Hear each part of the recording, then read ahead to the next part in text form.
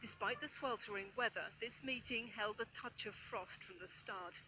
At the entrance to France's Versailles Palace, the two leaders greeted each other with brief handshakes and small, grim smiles. 2 hours later, after their first meeting, the mood was, if anything, even cooler. France and Russia have backed different groups in the Syrian conflict.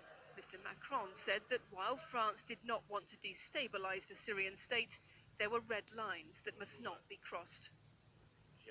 I stressed again in my meeting with President Putin our firm objection. There is a very clear red line that exists on our part, and that is the use of chemical weapons by whoever it may be. The use of chemical weapons will be the object of immediate retaliation on the part of the French.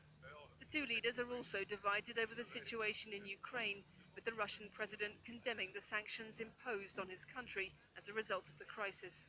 The sanctions against Russia are not helping to find a solution to the crisis in Ukraine. We must fight to lift these economic restrictions. This is the only way we could be more free and be able to restore peace in the region.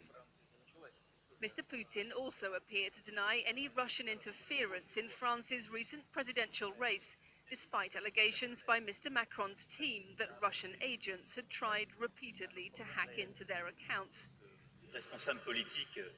Mr. Macron himself strongly defended the banning of 2 Russian media outlets from covering his campaign, describing them as agents of propaganda.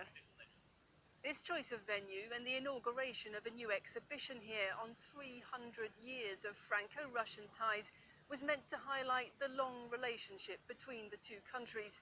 But more recent events have made this a stiff and awkward meeting, and it showed. Lucy Williamson, BBC News, Versailles.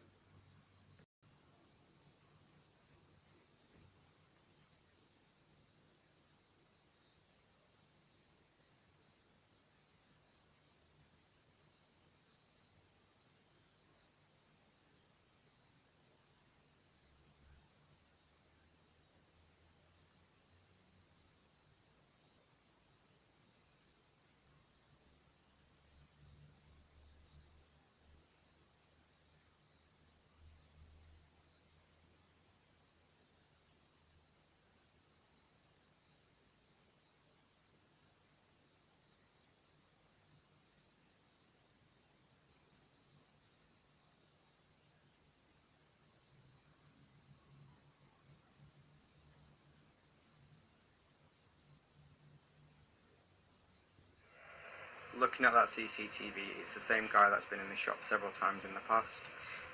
He looks exactly like the guy that they're saying that has done the bombings. His eyes stand out so much from the guy that we recognise from the past.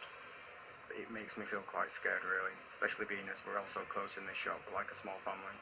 We all get along, all our regular customers, especially the customers that live in the same building where he could be making this bomb.